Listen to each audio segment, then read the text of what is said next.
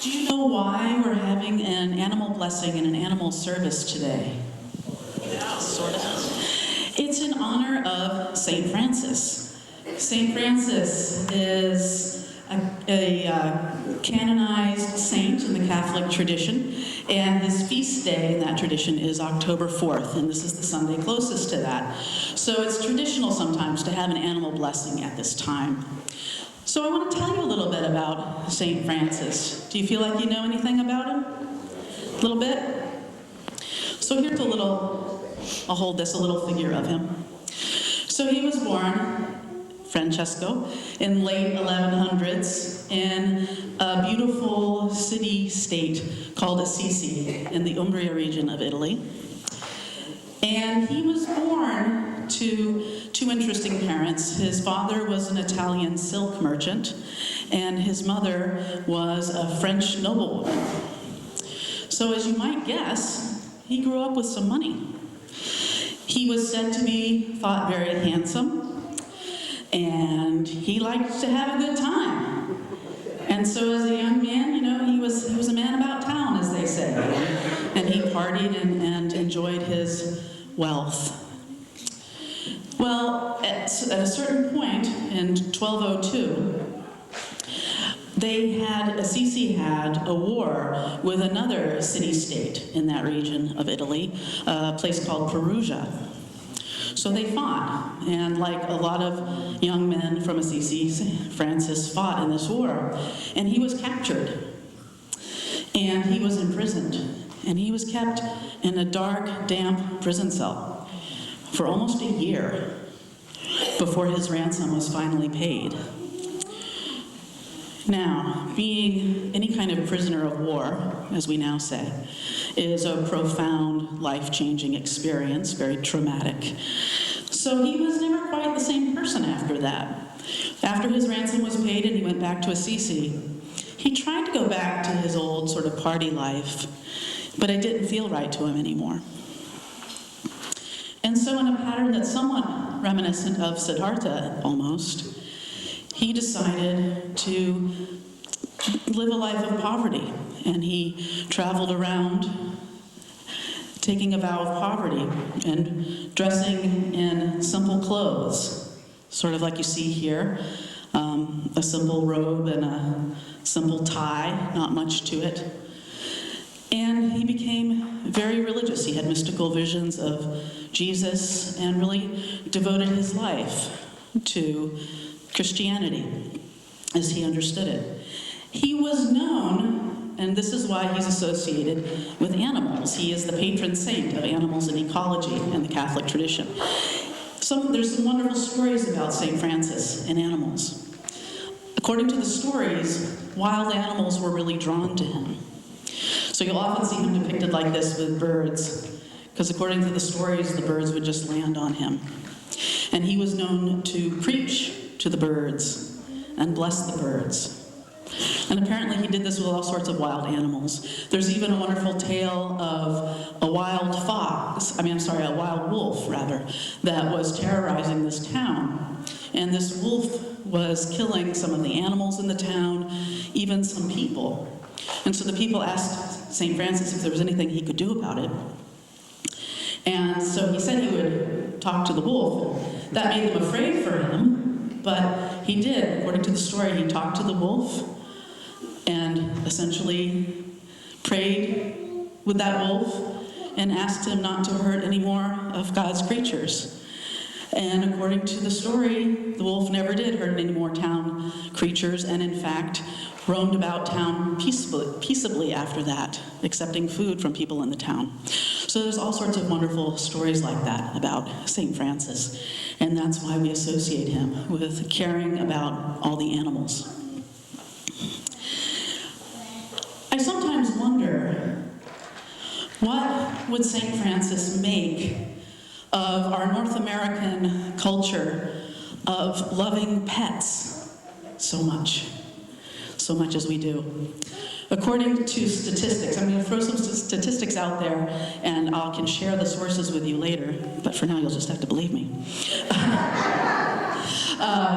According to statistics, 6 out of 10 United States Americans own a pet. Some stats say 7 out of 10. It might be higher than that.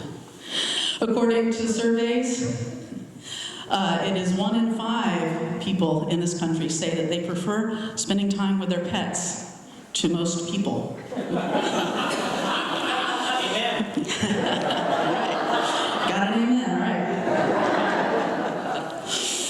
According to statistics, there's some sort of pet sales statistics that they keep track of everything people spend on their pets, from food to veterinary care to grooming, everything. So 25 years ago, in 1994, people from this country spent $17 billion on their pets. $17 billion. The most recent statistic I could find from 2017, 70 billion. In 25 years, we went from 17 billion to 70 billion.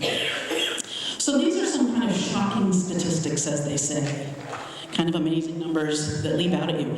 But I'll leave you with a final shocking statistic. There are on this planet approximately 900 million dogs. Here's the shocking part. Out of those 900 million dogs, my dog Diggory is the best dog.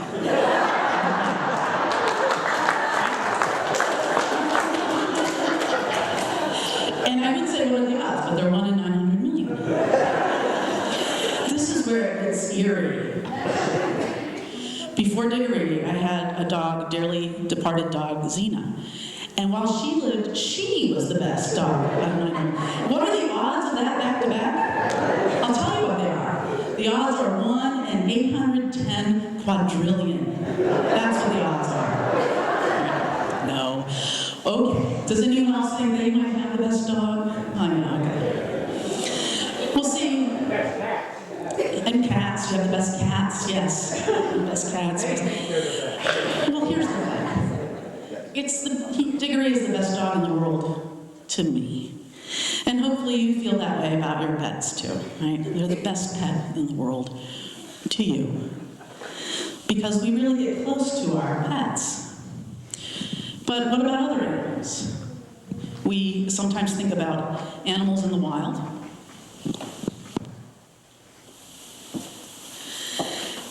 And animals in the wild are often majestic. We admire them. Sometimes we work to save them, conservation efforts for animals that are endangered. They're important to us too. It might seem strange to care about animals so much, but then again, humans are animals. So maybe it's not so strange to care about animals. We're all just animals, whatever that means. So I want to think about that today. We humans are animals. We're not so different from other animals, not really. We love the animals that we live with, we call pets, and give names to. We admire the wild animals. There are, of course, animals that we farm and use for other purposes. That's really a topic for a different day. Today I want to remember that we are animals, and other animals in our animal family are precious too, just like each one of you is a precious animal. I want to close by inviting you to consider doing this exercise, maybe later today if you can. This is an exercise suggested by Unitarian Universalist minister Gary Kowalski. He invites us to look into the eyes of an animal, so probably a pet or an animal in the wild that you feel safe around. Look into the eyes of an animal, and as you look into those eyes, reflect that this is a never-to-be-duplicated expression of the universe. What you look upon is a living spirit. Greet it and respect it. Appreciate it for what it is. This, he says, is a creature who is alive and has desires like you.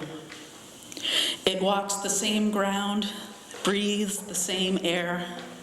It feels pain and enjoys its senses, the dazzling warmth of the sun, the cooling shade of the forests, the refreshing taste of pure water, just as you do. And in this, we are all kin. In that kinship, all life exists. Through that kinship, we can find wholeness. Out of that kinship, we can draw wisdom and understanding for the healing of our common home, the earth. So writes Gary Kowalski. I don't know what St. Francis would think of our national passion for pets, but I believe if we can use our love of pets to find a deeper connection to nature, to the universe, to each other, then it is to be honored. If we can use our love of pets to feel greater compassion for other animals, wild animals, farm animals, human animals, particularly the ones that are in need of our special care and help, then it is to be honored. May our passion for pets help us to see beyond the pack animals living in our home to the multitudes of creatures living on this singular planet. May our passion for our pets help us in preciousing life, all life on earth. May it help us better understand and live out unconditional love. May it be so. Blessed be, and amen.